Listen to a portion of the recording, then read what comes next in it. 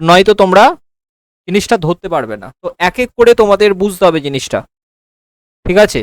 এক এক করে মানে স্টেপ বাই স্টেপ একটা একটা করে এগোবো আমরা, এবং টাইপগুলো বুঝতে হবে। প্রত্যেকটা কোশ্চেনের টাইপ তোমাদেরকে ধরতে হবে, যে এই কোশ্চেনের টাইপ এটা, তো এইভাবে সলভ করব, এই কোশ্চেনের টাইপ এটা, তো এইভাবে সলভ করব। তো তোমাদের বেসিক্যালি টাইপ ধরে ধরে জিনিসগুলো করতে হবে, ঠিক আছে? চলো, প্রথমেই আমরা বুঝি যে সরল সুদ এবং চক্রবৃদ্ধি সুদের মধ্যে পার্থক্যটা কোথায়, এটা আগে বোঝো। পার্থক্যটা কি সরল সুদ এবং চক্রবৃদ্ধি সুদের মধ্যে?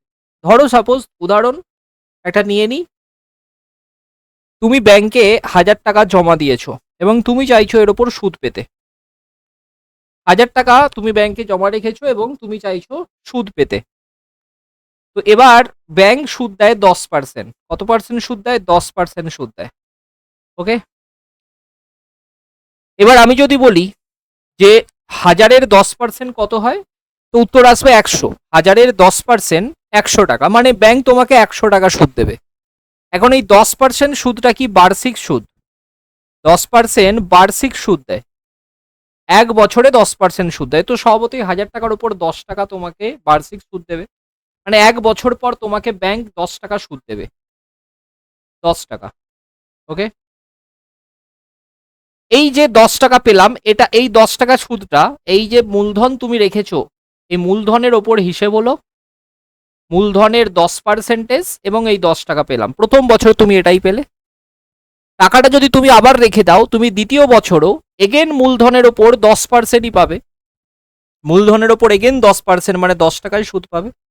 ওকে, টাকাটা যদি আবার তুমি ব্যাংকে রেখে দাও, এগেন মূলধনের ওপর 10% সুদ তুমি পাবে, মানে 10 টাকা সুদ পাবে।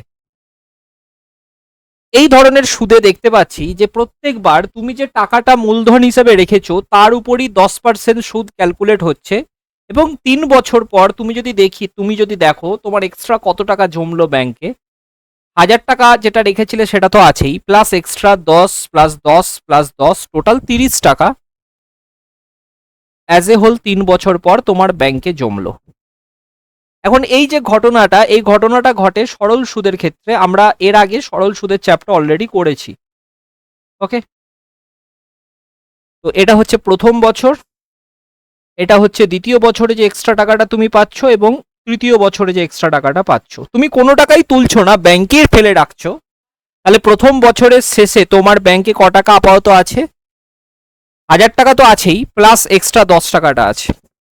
দ্বিতীয় বছরের শেষে দেখা যাচ্ছে 1000 টাকা প্লাস আরো 10 টাকা হলো, মানে অলরেডি 10 টাকা ছিল, 10 প্লাস 10 20 টাকা এখন ব্যাংকে তোমার আছে, 1020 টাকা।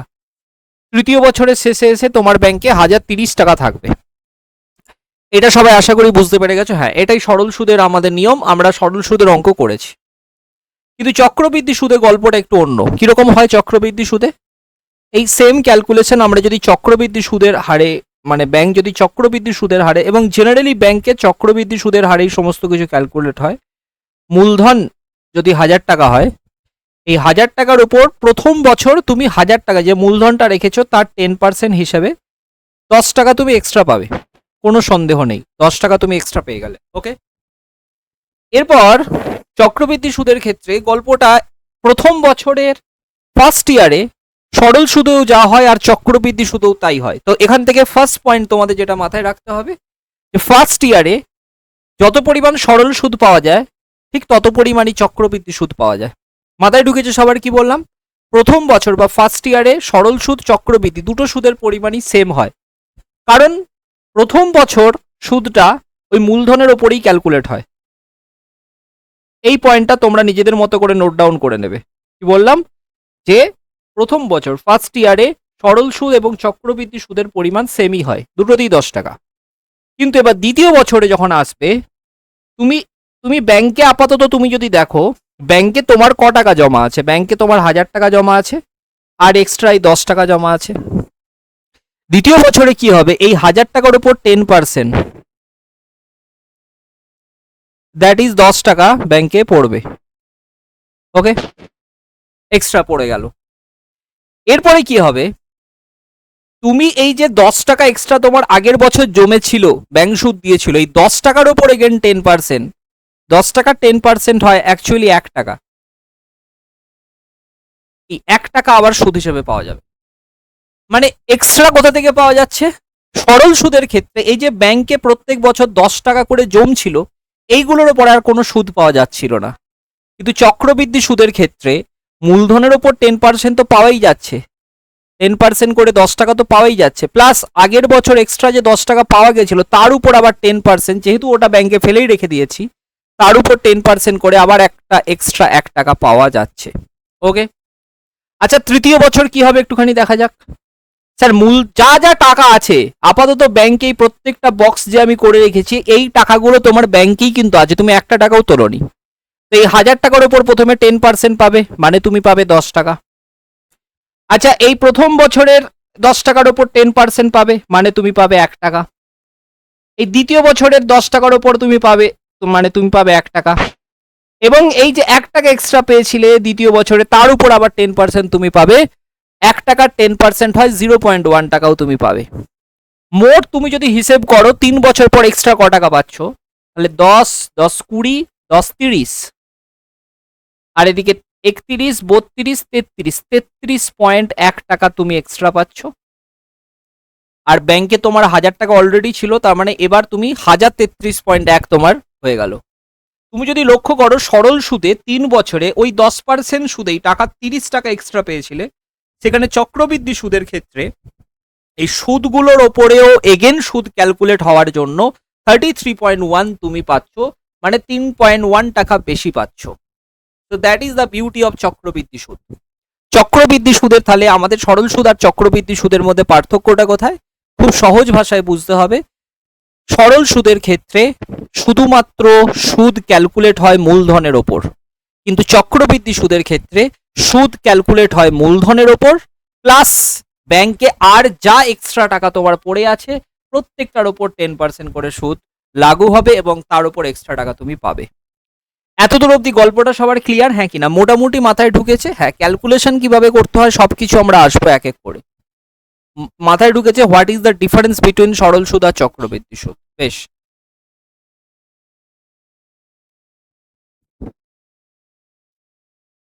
হ্যাঁ আমি আমি বলে দিচ্ছি, আরেকবার দেখে নাও। আমি এখানে আরেকবার দেখিয়ে দিচ্ছি তোমাদের চক্রবৃদ্ধি সুদের ঘটনাটা।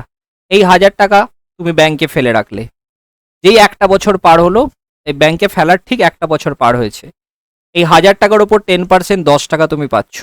ওকে, এটা ফার্স্ট ইয়ারে এক্সট্রা পাচ্ছ, যেটা ফার্স্ট ইয়ারে অলরেডি 1000 টাকা কিন্তু তোমার ব্যাংকে আছেই, প্লাস এক্সট্রা এই 10 টাকাটা পাচ্ছ। সেকেন্ড ইয়ারে যখন আসবে এই 1000 টাকার ওপর 10% মানে 10 টাকা পাবে, প্লাস এই 10 টাকার ওপর 10% মানে 1 টাকা পাবে। ওকে, মানে যা যা ব্যাংকে আগের বছরে আছে সেই সব কটার ওপর 10% করে। থার্ড ইয়ারে চলে আসো, থার্ড ইয়ারে ওপরে যা যা ব্যাংকে আছে সবার ওপর 10% করে, মানে 1000 টাকার ওপর 10% 10 টাকা, 10-এর ওপর 10% 1 টাকা, এই 10-এর ওপর 10% 1 টাকা, এবং এই 1-এর ওপর 10% 0.1। বুঝেছো? তুমি যদি দেখো এই 3 বছরে মোট এক্সট্রা কত, 10, 10, 20, 10-এ 30, 30, 31, 32, 33.1। বুঝেছো এবার? এই হচ্ছে ব্যাপার। Very good. এবার আমরা শিখবো যে চক্রবৃদ্ধি সুদ তাহলে কি স্যার এরকম ভাবে ক্যালকুলেট করবো প্রত্যেকটা ভেঙে ভেঙে? না, এরকম ভাবে আমরা ক্যালকুলেট করবো না। হ্যাঁ, এরকম ভাবে ক্যালকুলেট করারও হয়তো কখনো দরকার পড়তে পারে। ঠিক আছে, আমি সব কটা পদ্ধতি তোমাদেরকে দেখাবো যে অ্যাকচুয়ালি চক্রবৃদ্ধি সুদ কিভাবে ক্যালকুলেট করতে হয়। চক্রবৃদ্ধি সুদ ক্যালকুলেট করার বিভিন্ন রকম নিয়ম আছে, ঠিক আছে, কিন্তু প্রত্যেকটা নিয়মে আমাদেরকে বুঝতে হবে যে কিভাবে এলো।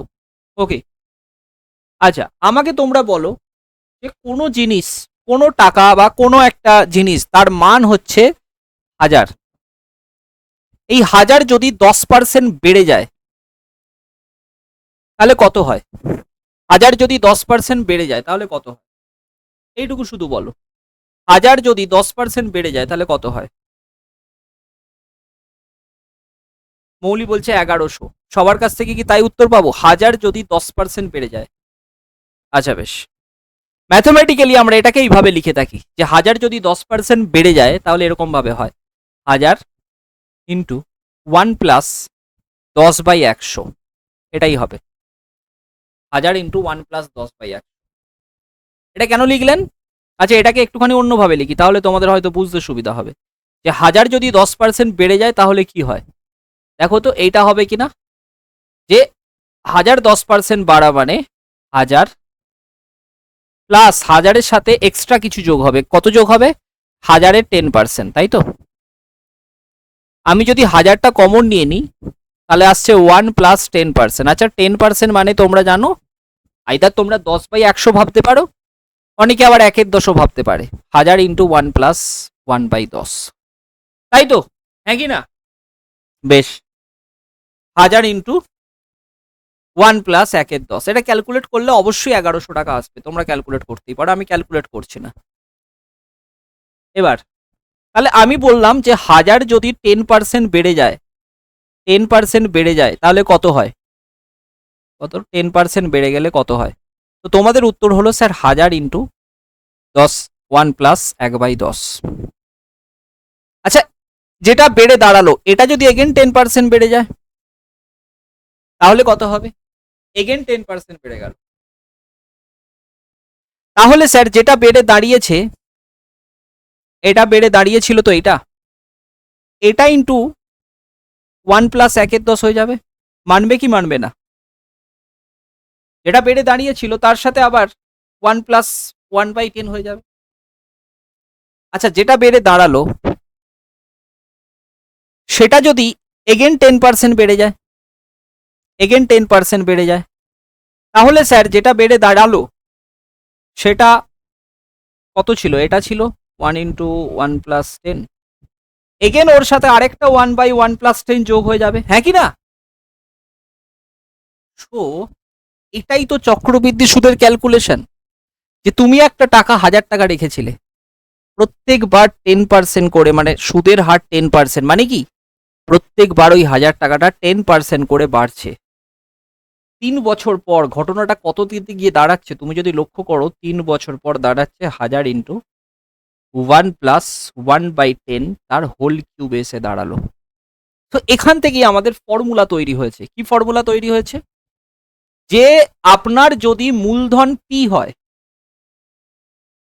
মূলধন যদি পি হয় এবং মূলধনটা ধরো 3 বছর পর কত দাঁড়াবে, তাহলে সূত্র হচ্ছে 1/r/1+r/100 হোল টু দি পাওয়ার কত সময়, টাইম n।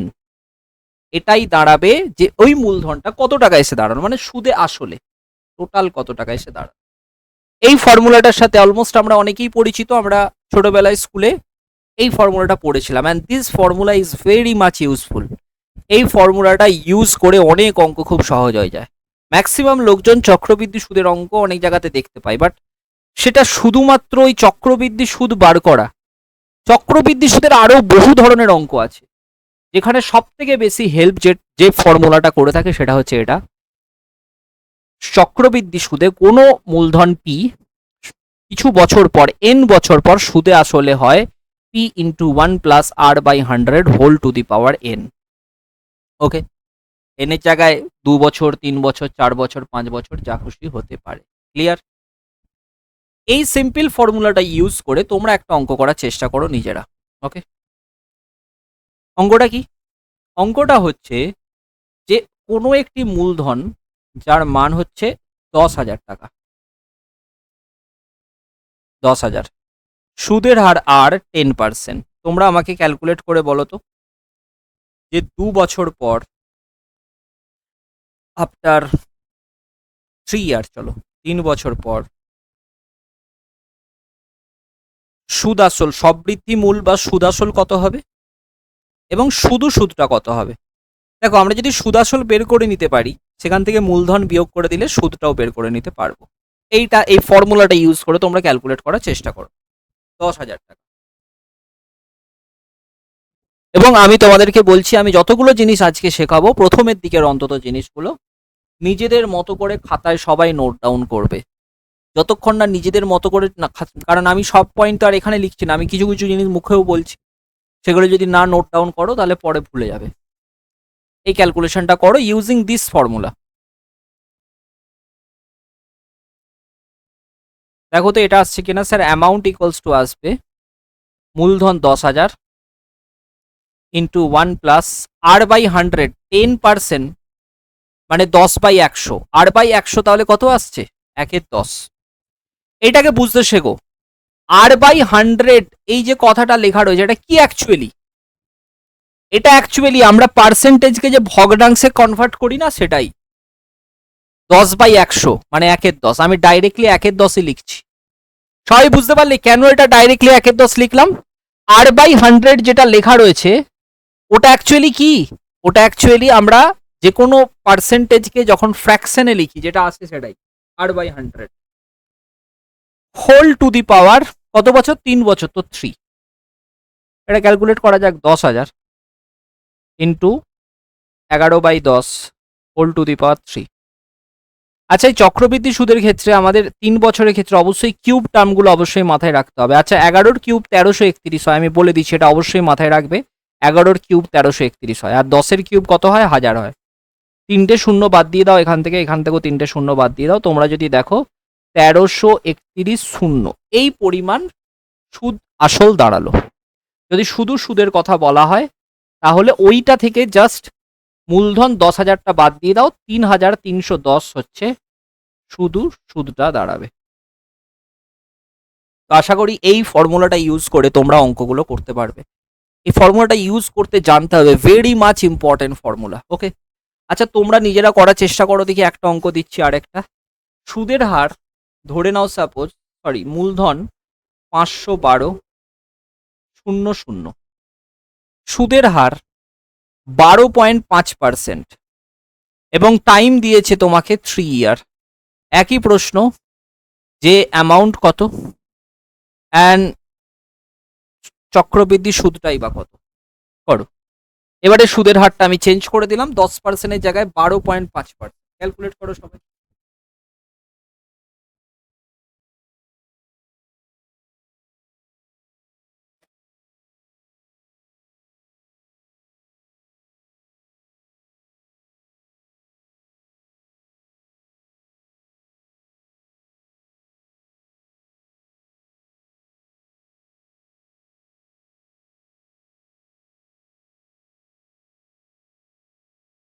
আচ্ছা, এবার কনফিউজ স্যার, আর 12.5% কিভাবে কি করব? আমি একটু আগেই বললাম যে হ্যাঁ, ফর্মুলাটাতে তোমরা এই যে R/100 লিখছো ওই জায়গাটায় এই যে পার্সেন্টেজটা তার ফ্র্যাকশনটা লেখো। 12.5%-এর ফ্র্যাকশন হচ্ছে 1/8, তোমরা সবাই জানো। তার মানে R/100 এর জায়গায় 1/8 লেখো। 1/8 তার হোল কিউব, 3 বছর তো কিউব, তাই তো? তাহলে আমাদের দাঁড়াচ্ছে 51,200, আর এটা আসছে 9/8 তার হোল কিউব। আচ্ছা, 9 কিউব কে বলতে পারবে কত? কিউব মনে রাখতে হবে। 9 কিউব কত? 729, ভেরি গুড। আর 8-এর কিউব 512। দেখো 512, আর এটা তো কেটেই যাবে অলরেডি, 1000 আসবে, এটা 100 আসবে, 100 ইন্টু এটা সমান 7290 72,900 টাকা হচ্ছে আমাদের সুদে মূলে হলো।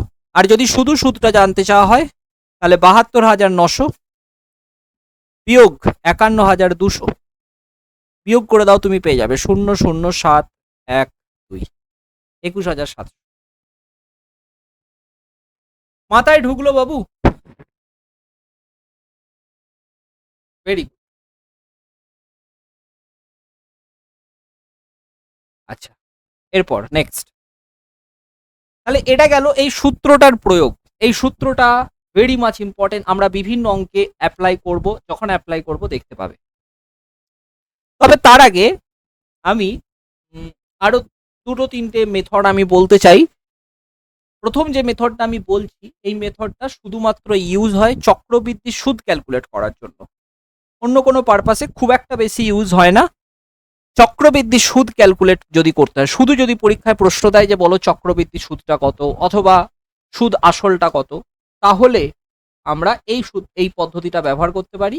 এটাতে আমরা ডাইরেক্টলি চক্রবৃদ্ধি সুদটা পেয়ে যাব ডাইরেক্টলি। কিন্তু এটা আবার সব জায়গায় ইউজ করা যায় না, তবে সব থেকে তাড়াতাড়ি করার জন্য এই মেথডটাকে বলা হয় golden ratio method. Golden ratio এই গোল্ডেন রেশিও মেথডে তোমাদের অ্যাকচুয়ালি প্রথমে বেশ কিছু রেশিও মাথায় রাখতে হবে। রেশিওগুলো কি কি? যেমন 2 বছরের জন্য তোমাদেরকে একটা রেশিও মাথায় রাখতে হবে 2,1। 3 বছর তোমাদেরকে একটা রেশিও মনে রাখতে হবে 3:3:1। 4 বছর তোমাদেরকে একটা রেশিও মনে রাখতে হবে 4:6:4:1। এটা একটু মনে রাখতে হবে, বিশেষ করে 2 আর 3টাই কাজে লাগবে, কারণ চক্রবৃদ্ধি সুদের ম্যাক্সিমাম অঙ্ক তোমাকে আইদার 2 বছর অথবা 3 বছরেই দেবে। 4 বছর খুব কম দেয়, 4 বছরের ওপরে ওঠেই না সাধারণত। বেশ, এবার একটা অঙ্ক দিচ্ছি। সুদের হার 10%, চলো সহজ অঙ্কই নেই। তোমার 36,000 হচ্ছে মূলধন, সুদের হার হচ্ছে 10%, এবং আমাকে টাইম দিয়েছে 3 ইয়ার। চলো 2 বছর। প্রথমে চক্রবৃদ্ধি সুদটা কত? চক্রবৃদ্ধি সুদ জানলে আমরা অ্যামাউন্টটা বের করতে পারবো। এবার কি করব দেখো, প্রথমে এই মূলধনটা আমরা তুলে নেব। কত? 36,000 নিলাম। এই মূলধনের 10% বার করব। সুদের হার 10% দিয়েছে। আচ্ছা, 36,000-এর 10% মানে তোমরা জানো 1/10, একটা শূন্য বাদ দিতে হবে। কত হবে? 3600 হবে, তাই তো? আর কোনো কিছুর পার্সেন্টেজ ক্যালকুলেট করার নিয়ম আমি তোমাদের সহজে বলেছিলাম, দুটো শূন্য কেটে বাদ দিতে হবে আর বাকি যা আছে গুণ করে দিতে হবে, বলেছিলাম। ওকে, 3600 হবে। এবার 2 বছর বললে এই অপারেশন দুবার করতে হবে। এটা একবার করলাম, আরেকবার করব, যেটা রেজাল্ট বেরোলো 3600, তার 10% নিয়ে নাও। 3600 10% কি হবে? দুটো শূন্য কেটে বাদ দাও, একটা দুটো, বাকি সব গুণ করে দাও, 360 আসবে। ওকে, এবারে 2 বছরের জন্য আমি একটা রেশিও মনে রাখতে বলেছি, কি? 2:1। 2:1 কেন মনে রাখতে বলেছি? কারণ প্রথমটার সাথে তোমাকে 2 দিয়ে গুণ করতে হবে, আর দ্বিতীয়টার সাথে 1 দিয়ে। প্রথমটার সাথে 2 দিয়ে গুণ করলে রেজাল্ট কত আসছে? 7,200। দ্বিতীয়টার সাথে 1 দিয়ে 360। এবার যোগ করে দাও ওপর থেকে নিচে। মোট সুদ হচ্ছে 7,560 টাকা। বুঝেছো?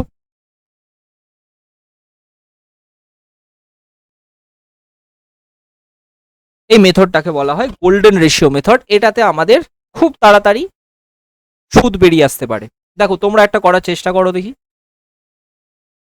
সুদের হার 20%। ওকে, 20%, আর মূলধন হচ্ছে 12,000। মূলধন হচ্ছে 12,000, সুদের হার 20%, টাইম দিয়েছে 2 বছর। চক্রবৃদ্ধি সুদটা কত? চলো ক্যালকুলেট করো এই পদ্ধতি।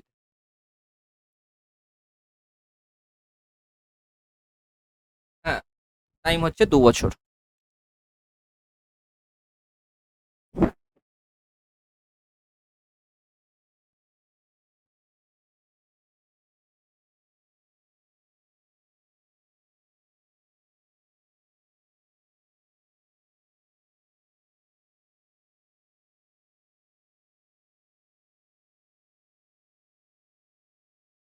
দেখো তো, প্রথমে 12,000-এর 20%।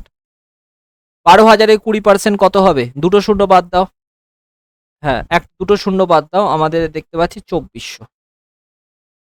এবারে যেটা বেরোলো তার 20%, মানে 2,400-র 20%। দুটো শূন্য বাদ দিয়ে দাও, 480। প্রথমটার সাথে 2 দিয়ে গুণ, দ্বিতীয়টার সাথে 1 দিয়ে গুণ। 2 বছরের জন্য 2 আর 1 মনে রাখতে হবে। 200, 200, 2 4 8, 2 2 4, আর এদিকে 480, 0 8, 5,280 হচ্ছে সুদ। সবাই বুঝেছো? ওকে, এবার তোমরা করো দেখি। এবার তোমরা করো।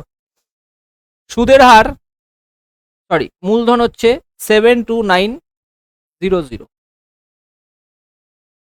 72900। ওকে, সুদের হার 11.19%,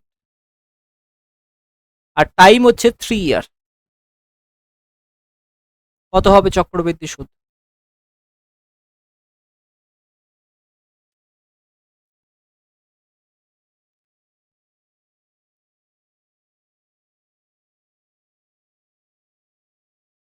আচ্ছা, তার আগে বলে দিই এখানে 11.19% ভগ্নাংশে কত বোঝায়? 100/9 মানে ভগ্নাংশে কত বোঝায়? এগুলো ক্লাসে হয়েছিল তোমাদের। 1/9 বোঝায়, তাই না? 100/9% মানেই 1/9।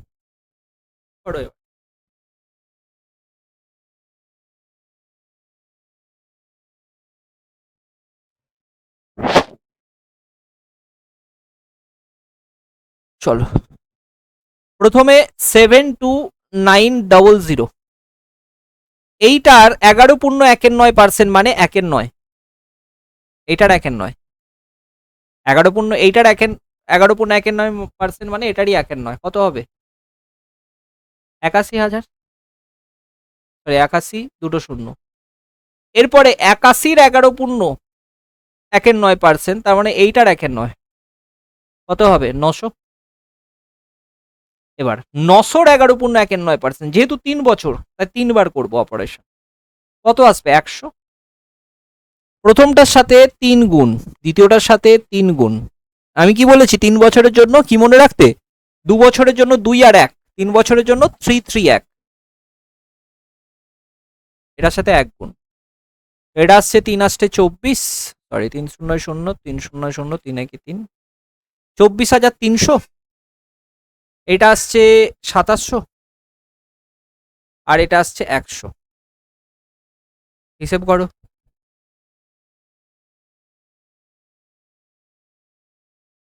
27,100।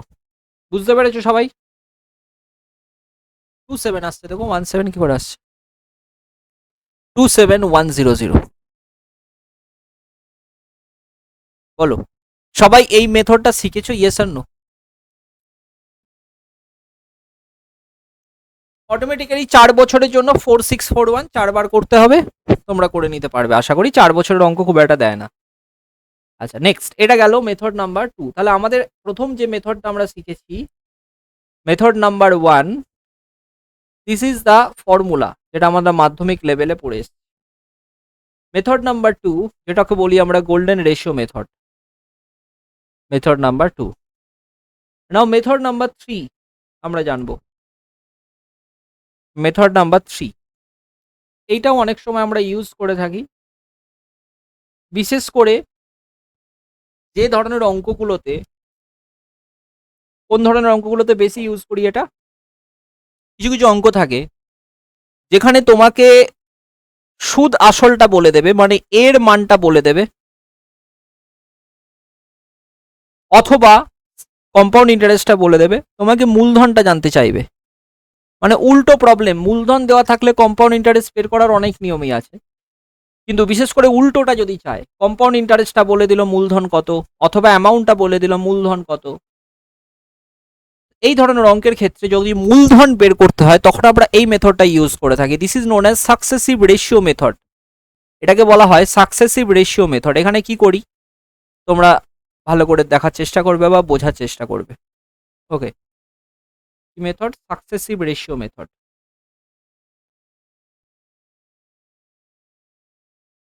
প্রত্যেকটা মেথডেরই, স্যার এত মেথড কেন শেখাচ্ছেন? প্রত্যেকটা মেথডই ইউজ হয় বিভিন্ন অঙ্কে, অঙ্কটাকে সহজ বানানোর জন্য, তাই শেখানো, আর কিছু নয়।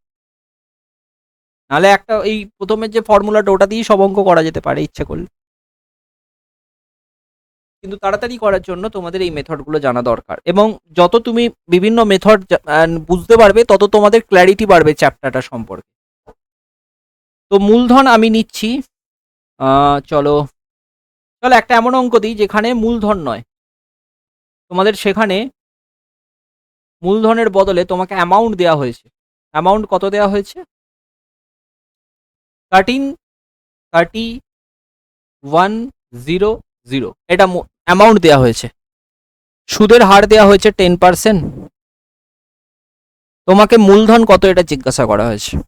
ওকে, এই মেথডে আমরা কি করব?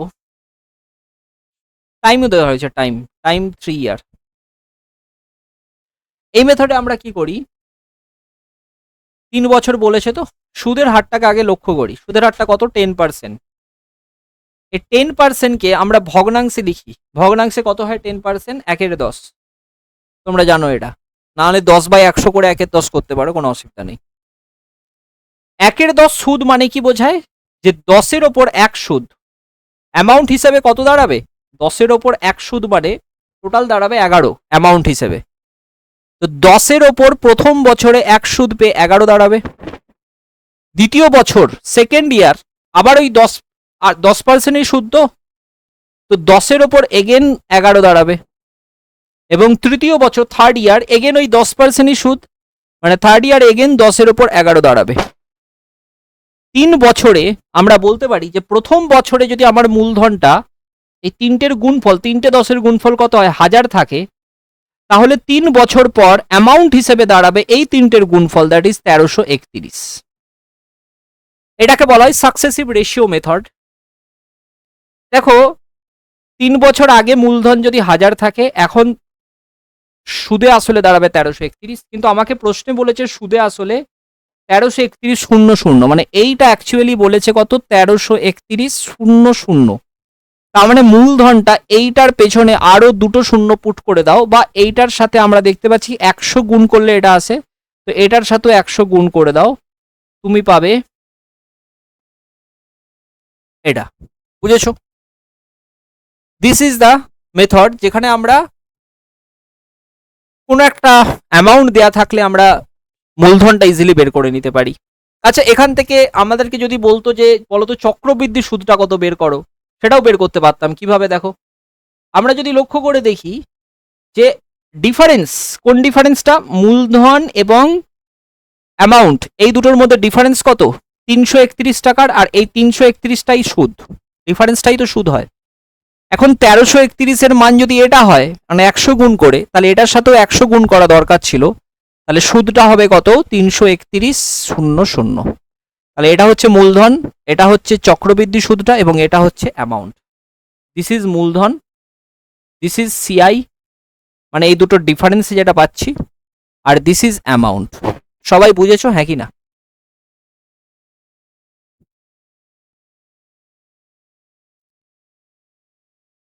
চলো আরেকটা এক্সাম্পল দিয়ে আমরা দেখার চেষ্টা করি, তাহলে হয়তো বুঝতে পারবো।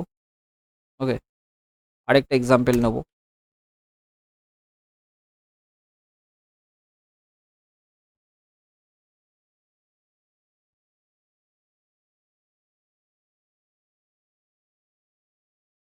আজকে একটু থিওরি পার্টগুলোই আমরা করার চেষ্টা করছি, হ্যাঁ, মানে চক্রবৃদ্ধি সুদের ভেতরে যে সমস্ত জিনিসগুলো রয়েছে সেগুলো এক এক করে বুঝছি। পরের দিন আমরা ম্যাথগুলো করব। আজকেও দেখা যাক কিছু ম্যাথ যদি করা যায়। মূলধন তোমাদের সামনে দেওয়া নেই, তোমাকে অ্যামাউন্টটা বলে দিয়েছে, সুদ আসল কত বলে দিয়েছে। ধরো তোমাকে বলে দিয়েছে 512.00, তিনটে শূন্য, চলো। সুদের হার বলে দিয়েছে 12.5%, টাইম বলে দিয়েছে 3 ইয়ার।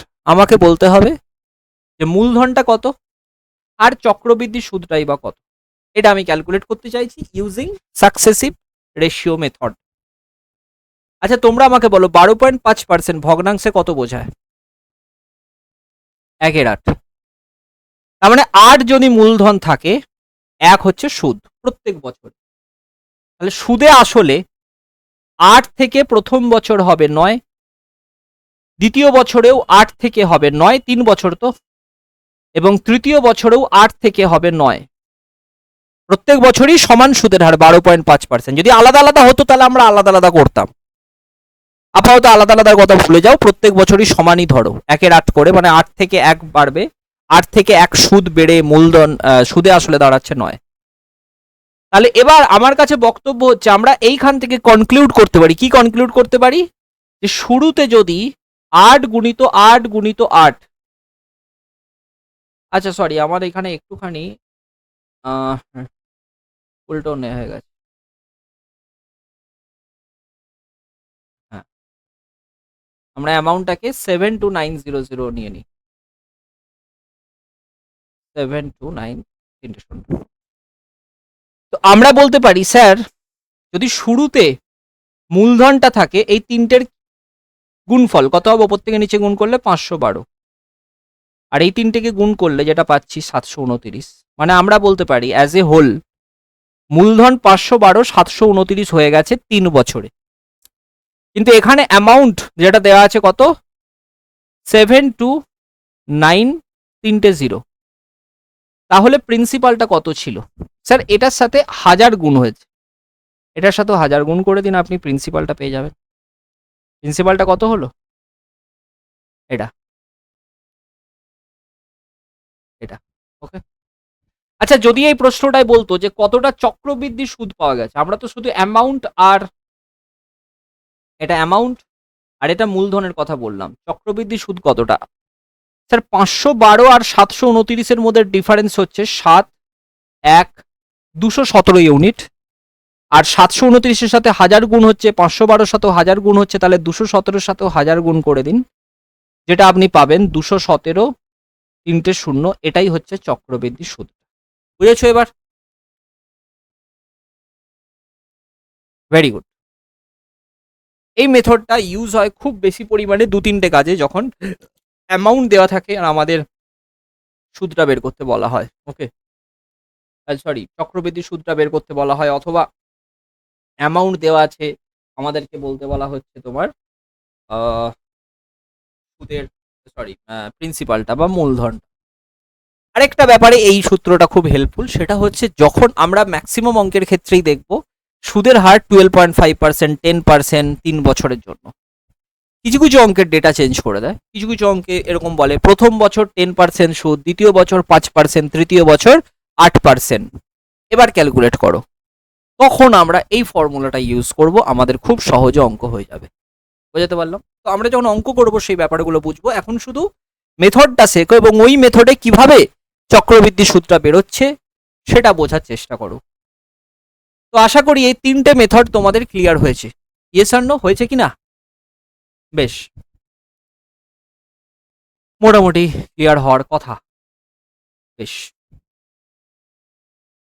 এবার আমরা ওই আরেকবার ওই ফর্মুলাটাই ফিরে যাই, যেখানে বলা হচ্ছিল যে কিছু বছর পর, এন বছর পর, কোনো একটা মূলধন পি এন বছর পর r% সুদের হারে হয়ে যায় 1 plus r/100 whole to the power n, P এর সাথে এটা গুণ হয়ে যায়, দিয়ে অ্যামাউন্ট হিসাবে দাঁড়ায়। ওকে, খুব ভালো কথা। এবার তোমরা আমাকে একটা জিনিস বলবে, ওকে, তোমরা আমাকে বলবে যে যদি ধরো কোনো একটা অঙ্কে দেওয়া হয়েছে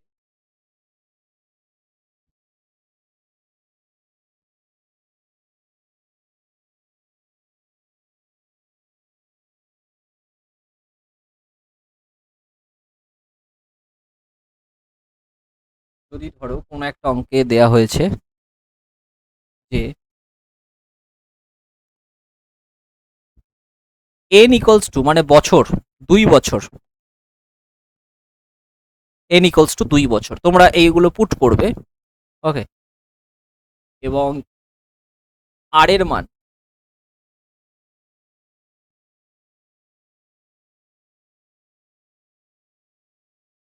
আর এর মান 100%। তোমরা আমাকে বলো যে অ্যামাউন্টটা সাথে প্রিন্সিপালের কি সম্পর্ক দাঁড়াচ্ছে?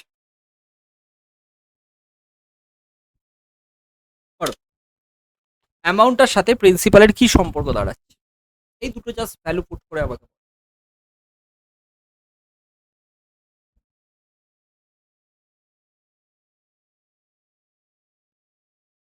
আচ্ছা, বসিয়ে দেখা যাক। অ্যামাউন্টটা প্রিন্সিপালের 4 গুণ বলছে, তাই তো? স্যার অ্যামাউন্ট দাঁড়াচ্ছে তাহলে পি ইন্টু 1 প্লাস, আর এর মান 100 বলেছে, 100/100 whole to the power 2, P into 1 plus 1 whole square, P into 1 plus 1 2 square, মানে পি ইন্টু 4। তার মানে অ্যামাউন্ট দাঁড়াচ্ছে প্রিন্সিপালের 4 গুণ। তো তোমাদের ঘুরিয়ে এই ধরনের প্রশ্ন দেয় যে যদি কখনো অ্যামাউন্ট 2 বছরে প্রিন্সিপালের 4 গুণ হয়ে যায়, সুদের হার কত? আবার বলছি, তোমাকে প্রশ্ন কি দিল, যে অ্যামাউন্ট প্রিন্সিপালের 4 গুণ হয়ে গেছে 2 বছরে, সুদের হার কত? এই ধরনের প্রশ্ন তোমাকে ঘুরিয়ে দিতে পারে। ওকে, তখন আমরা এই ফর্মুলাটা ইউজ করতে পারি। এই ফর্মুলাটা ইউজ করলে খুব তাড়াতাড়ি আমাদের উত্তর চলে আসবে। তো আমরা যখন এই ধরনের অঙ্কগুলো করব, তখন তোমাদের ব্যাপারটা আরো ক্লিয়ার হবে। ওকে, আপাতত আমরা যতটুকু বুঝলাম তার উপর দাঁড়িয়ে কিছু অঙ্ক করার চেষ্টা করি। চলো, ফার্স্ট অঙ্ক তোমাদের জন্য এটা করো। 2 বছরের জন্য 1000 টাকার উপর বার্ষিক 5% হারে চক্রবৃদ্ধি।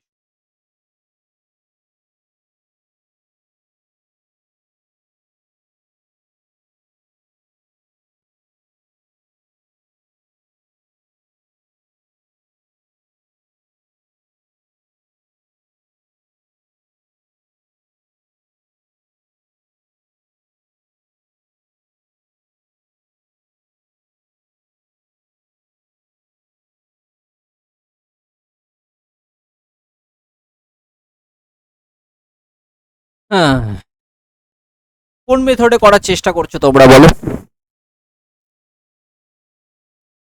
অনেক মেথডেই করতে পারো। ফার্স্ট, গোল্ডেন রেশিওতে করতে পারো। চলো গোল্ডেন রেশিওতে করা যাক। 1000 টাকার 5%, 1000 টাকার 5%, দুটো শূন্য বাদ দাও 50। 50 টাকার 5%, 50 টাকার 5% তোমরা সবাই জানো 5/100 করলে আসবে 2.5, তাই তো?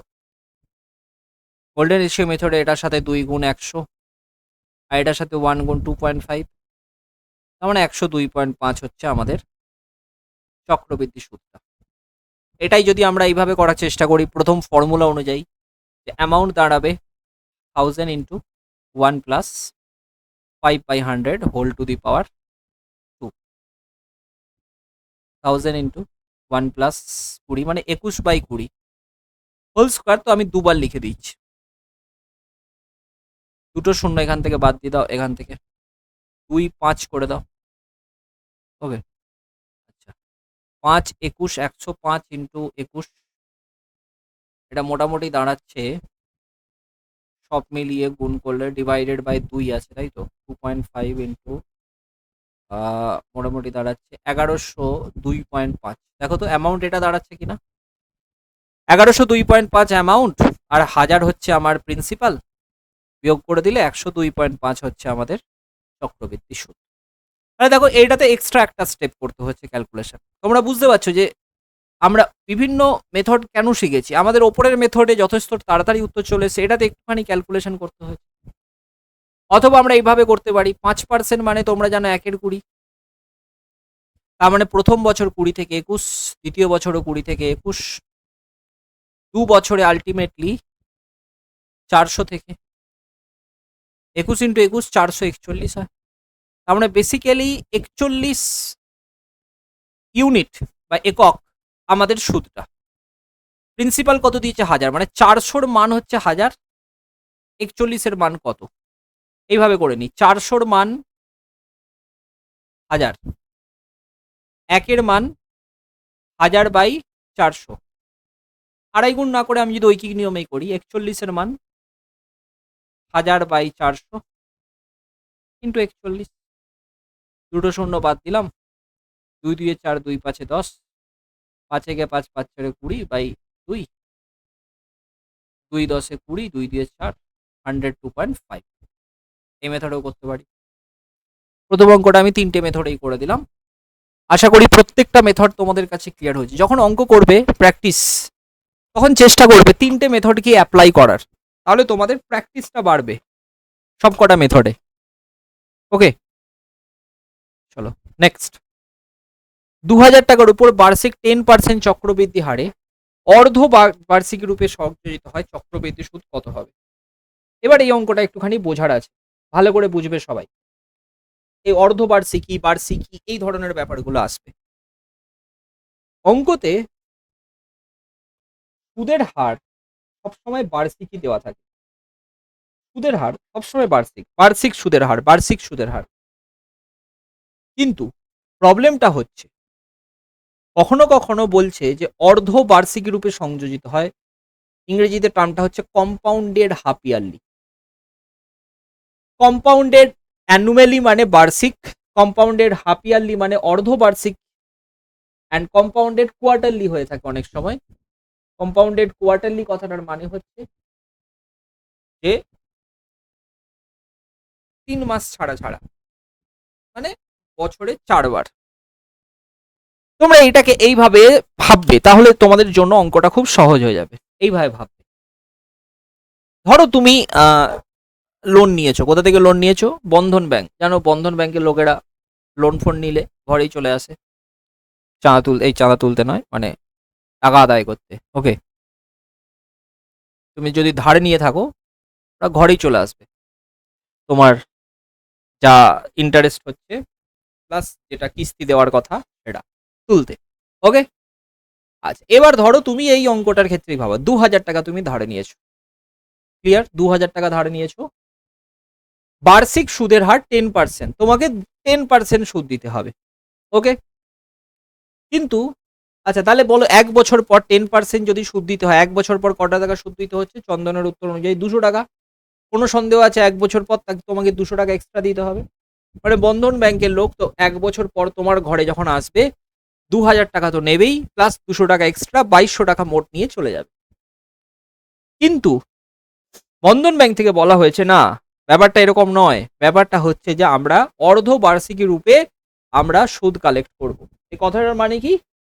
যে ওই ব্যাংকের লোক তোমার বাড়িতে 1 বছর পরে আসবে না।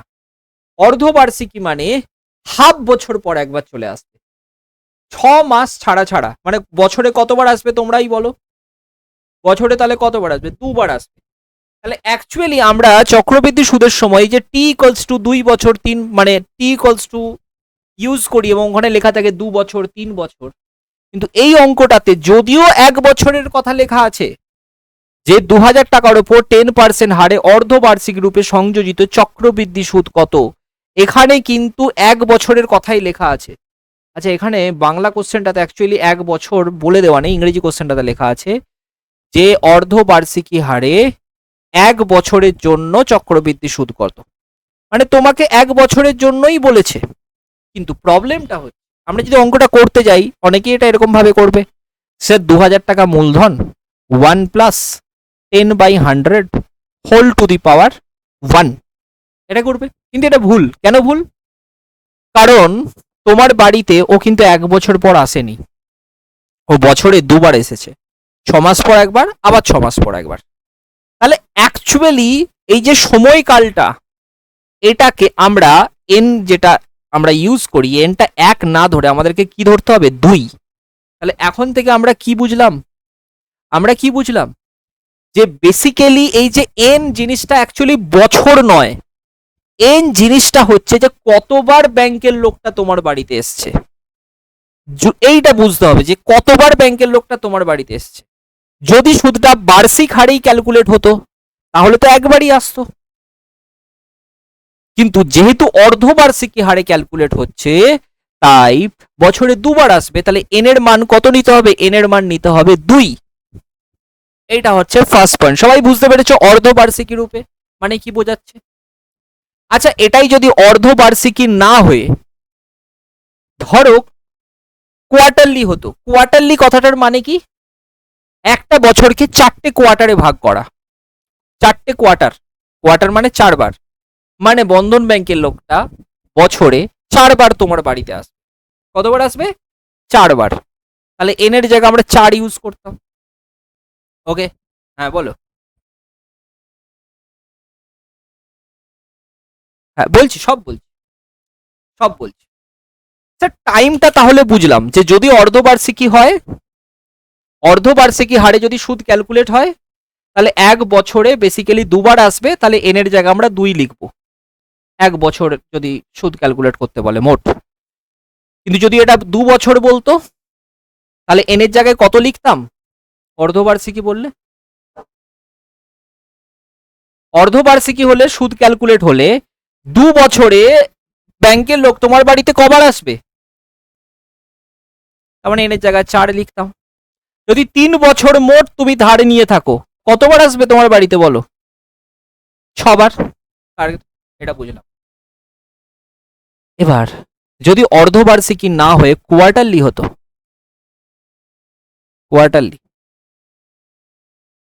এক বছরে ব্যাংকের লোক তোমার বাড়িতে কবার আসবে? 4 বার। n ইকুয়ালস টু কত হবে? 4। 2 বছরে কতবার আসবে? 2 বছরে 8 বার আসবে। n এর মান তাহলে কত? 8।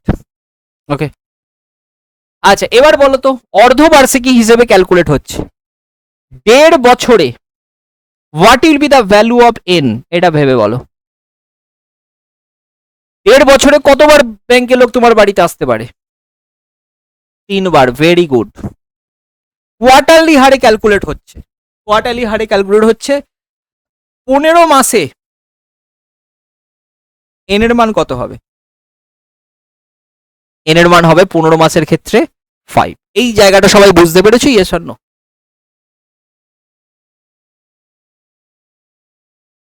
ভেরি গুড, এটা আশা করি বুঝেছো। তাহলে এটা হচ্ছে টাইমের সংক্রান্ত ব্যাপার যেটা বললাম। কিন্তু এবার আমিও তো আর বোকা নই, আপনার 1 বছর পর আসার কথা, আপনি 6 মাস ছাড়া ছাড়াই চলে এসছেন, ভেরি ক্রিটিক্যাল পারসন। তাহলে আমার কাছে বক্তব্য হচ্ছে যে 1 বছর পর এলে আমি 10% হারে আপনাকে সুদ দিতাম, কিন্তু আপনি যদি 6 মাস ছাড়া ছাড়া আসেন, বছরে 2 বার আসেন, তাহলে কি আমি 10% হারই দেবো? আমরা 10% হারে দেবো না, এই জায়গাটাও আমাকে বুঝতে হবে। আমরা কোনোদিনই 10% হারে দেবো না। তাহলে কত পার্সেন্ট হারে দেবো? তাহলে স্যার 5% হারে দেবো। বুঝতে পারলাম। তাহলে কত পার্সেন্ট হারে দেবো? 5% হারে। বুঝেছো? এই জায়গাটায় সুদের হারও চেঞ্জ হয়ে যাবে। তাহলে যখনই অর্ধবার্ষিকী বলা হবে, সুদের হার 10%-এর হাফ হয়ে যাবে। সুদের হার যেটা লেখা রয়েছে বার্ষিক, সুদের হার সবসময় তোমাকে বার্ষিকই বলবে। যখনই বলা হবে অর্ধবার্ষিকী ভাবে ক্যালকুলেট হচ্ছে, সুদের হার 10%-এর জায়গায় 10%/2 5% হয়ে যাবে। আচ্ছা বাবু বলো তো, ধরো সাপোজ উদাহরণস্বরূপ সুদের হার বার্ষিক 12%, কোয়ার্টারলি ক্যালকুলেট হচ্ছে, সুদের হারটা তখন কত হবে? 3% হয়ে যাবে। Very good. কোয়ার্টারলি ক্যালকুলেট হচ্ছে মানে বছরে 4 বার চলে আসছো, তো 12%/4, 3 বার ক্যালকুলেট হবে। সবার মাথায় ঢুকেছে? Yes or no? মাথায় ঢোকাটা ইম্পর্টেন্ট, এইখানে ঢোকাটা ইম্পর্টেন্ট নয়। চল এবার আমরা এই অঙ্কটা তাহলে এবার করে ফেলি। অঙ্কটা এবার আশা করি তোমরা সবাই করতে পারবে। আমাদের কাছে প্রিন্সিপাল কত? 2000। প্রিন্সিপাল তো ওরকমই সেমই থাকবে, প্রিন্সিপালের কোনো মাপ নেই, তুমি যার ধার নিয়েছো সেটাই 2000। খুব ভালো কথা। সুদের হার কিন্তু এবার 10% নয়, সুদের হার হয়ে যাবে, যেহেতু অর্ধবার্ষিক রূপে ক্যালকুলেট হচ্ছে, সুদের হার হয়ে যাবে 5%। ওকে, খুব ভালো কথা। তাহলে টাইমটাও কি হবে? যেহেতু 1 বছরের জন্য সুদ কত বলেছে, তাহলে অর্ধবার্ষিক রূপে ক্যালকুলেট হলে টাইমটা টি, অনেক সময় টি দিয়ে চিহ্নিত করি, অনেক সময় এন দিয়ে চিহ্নিত করি। এন হবে কত? কত হবে বলো? 2। মানে এইটার ক্যালকুলেশন তুমি গোল্ডেন রেশিওতে করতে পারো, ফর্মুলা দিয়ে, আমি গোল্ডেন রেশিও দিয়ে করি। তোমরা চাইলে ফর্মুলাতে বসাতে পারো যে amount will be equals to 2000 into 1 plus 5/100 whole to the power 2। অথবা আমি গোল্ডেন রেশিও মেথডে করতে পারি, মানে 2 বছরের জন্য যে কেস সেইটা ভেবে করতে পারি। 2000-এর প্রথমে 5%, 2000-এর 5% কত হয়? দুটো শূন্য বাদ, 100। এবার 100-র 5%, 100-র 5% তোমরা সবাই জানো 5ই আসবে। প্রথমটার সাথে 2 গুণ, দ্বিতীয়টার সাথে 1 গুণ, এটা আসছে 200, এটা আসছে 5। 205 টাকা তোমাকে চক্রবৃদ্ধি সুদ দিতে হবে। বুঝেছো সবাই? হ্যাঁ কি না?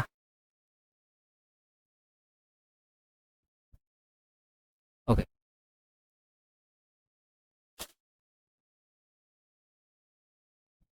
এবার অনেকে বলবে স্যার কেন 10% নিয়ে করলে না? 10% নিয়ে করলে ভুল হয়ে যাবে। অর্ধবার্ষিক রূপে যখন ক্যালকুলেট হয় 10% নিয়ে করলে ভুল হয়ে যাবে, অবশ্যই ভুল হবে, কারণ 2 বছরের হয়ে যাবে।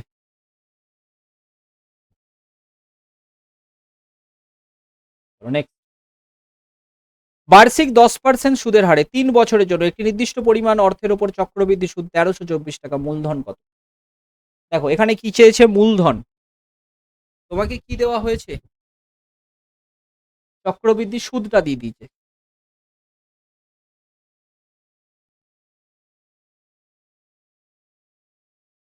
এটাই আজকের লাস্ট অঙ্ক, বাকি অঙ্ক আমরা নেক্সট দিন করবো।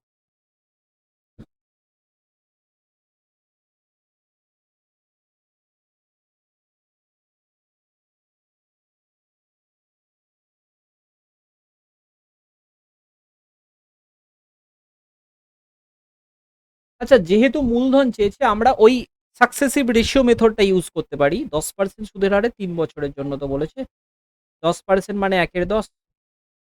এখানে অর্ধবার্ষিকী ফার্ষিকী কিছু বলা নেই। তার মানে 10 থেকে 11, দ্বিতীয় বছরও 10 থেকে 11, তৃতীয় বছরও 10 থেকে 11। অ্যাজ এ হোল 1000 প্রিন্সিপাল থেকে 3 বছর পর 1331। তার মানে কম্পাউন্ড ইন্টারেস্টটা কত? 331। কত? 4000? আচ্ছা, 4000 হবে। কম্পাউন্ড ইন্টারেস্টটা বলেছে কত? 1324। চক্রবৃদ্ধি সুদের পরিমাণ 1324, তার মানে এটাই বলছে 1324। স্যার এটার সাথে 4 দিয়ে গুণ করলে এটা আসে, তাহলে এটার সাথেও 4 দিয়ে গুণ করে দিন, আপনি প্রিন্সিপাল পেয়ে যাবেন। আর এটার সাথে 4 দিয়ে গুণ করলে আপনি অ্যামাউন্টটা পেয়ে যেতেন। আচ্ছা, এই অঙ্কটা তোমরা ফর্মুলা দিয়েও করতে পারো। ফর্মুলাতে অ্যামাউন্টটা এখানে দেওয়া নেই, চক্রবৃদ্ধি সুদটাই এখানে দেওয়া রয়েছে, তাই তো? আচ্ছা, অ্যামাউন্ট ইকুয়ালস টু তোমরা জানো P into 1 plus R by 100 whole to the power N, তাই তো? আচ্ছা, অ্যামাউন্ট মানে তোমরা কি জানো? যে পি প্লাস চক্রবৃদ্ধি সুদ, তাই তো? এটা সমানই P plus 1 by R whole to the power N. আমরা যদি শুধু চক্রবৃদ্ধি সুদের কথা বলি তাহলে P into 1 plus R by 100 whole to the power N minus P. Okay, তো আমাকে 1324 টাকা দেয়া হয়েছে, লিখলাম। মূলধন কত দেওয়া হয়েছে দেওয়া নেই, পি এর মান বের করতে হবে। আর এর মান দেওয়া হয়েছে 1/10 whole to the power 3 minus P. আমরা এখান থেকে পি এর মান বের করতে পারবো, একটুখানি ক্যালকুলেটিভ হয়ে যাবে, আর কিছু না। হ্যাঁ বলো, একটুখানি লং হয়ে যাবে এটা যদি ফর্মুলাতে আমরা করতে চাই, এই জন্যই আলাদা আলাদা মেথড শেখা। আচ্ছা, এটাকে গোল্ডেন রেশিও মেথডে কি করা যেতে পারে? হ্যাঁ, গোল্ডেন রেশিও মেথডেও এটাকে করা যেতে পারে। চলো, আর ইকুয়ালস টু 10%, গোল্ডেন রেশিও মেথডেও এই অঙ্কটা করা যেতে পারে। কিভাবে দেখো, এই অঙ্কে অ্যাকচুয়ালি প্রিন্সিপালটা বলে দেয়নি, প্রিন্সিপালটা বলে দেয়নি, চক্রবৃদ্ধি সুদটা বলে দিয়েছে, তাই তো? আমি প্রিন্সিপাল কিছু একটা ধরে নিই, সুদের হার কত? 10% তো। আচ্ছা, 10% ভগ্নাংশে কত গো? 1/10, তাই তো? আমাকে বেসিক্যালি 3 বার পার্সেন্টেজ নির্ণয় করতে হবে, বিকজ 3 বছর বলেছে। তো আমি চক্রবৃদ্ধি সুদটা কি ধরবো জানো তো? এই নিচে যে ভগ্নাংশের নিচের যে অংশটা রয়েছে আর কিউব ধরবো, যেহেতু 3 বার করতে হবে তাই কিউব ধরবো।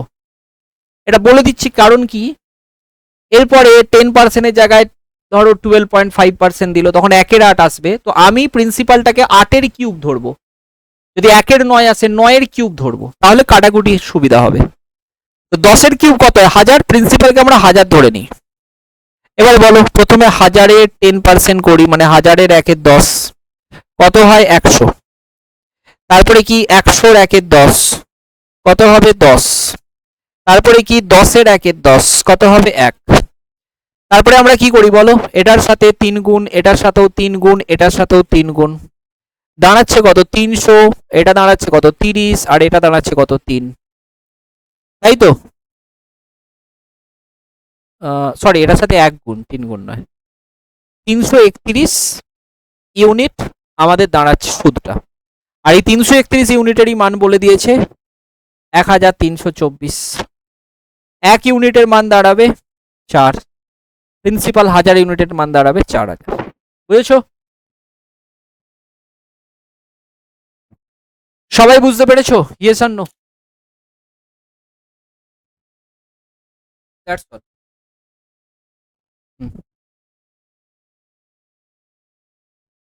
ইউজফুল এই অঙ্কটার জন্য। তাহলে অঙ্ক বেসিসে আমরা বিভিন্ন ফর্মুলা ইউজ করতে পারি, এবং তোমরা এই ফর্মুলাগুলো প্র্যাকটিস করো। নেক্সট দিন তোমাদের সাথে দেখা হচ্ছে যখন, কালকে তো ক্লাস হবে না, কালকের ক্লাসটাই আজকে হলো। নেক্সট দিন তোমাদের সাথে দেখা হচ্ছে এগেন বুধবার, সেদিন আমরা বাকি অঙ্কগুলো করবো। Thank you.